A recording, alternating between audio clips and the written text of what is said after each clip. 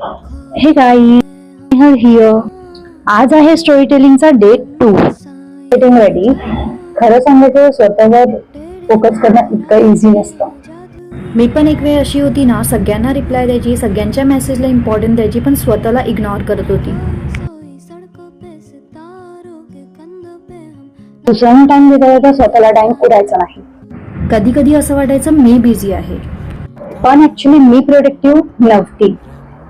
आणि एक दिवस लक्षात आलं, मी सगळ्यांना प्रायोरिटी देते पण माझ्या लाईफमध्ये माझाच नंबर लास्ट आहे.